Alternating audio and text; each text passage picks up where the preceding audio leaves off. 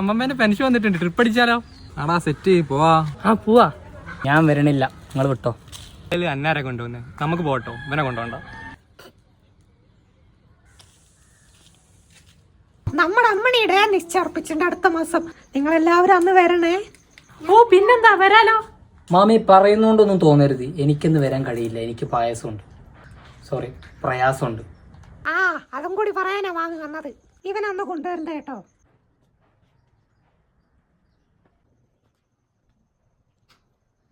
Mama, ശനിയാഴ്ച എന്റെ പിറന്നാളാണ്. വീട്ടില് പരിപാടി നിങ്ങൾ വരണട്ടോ.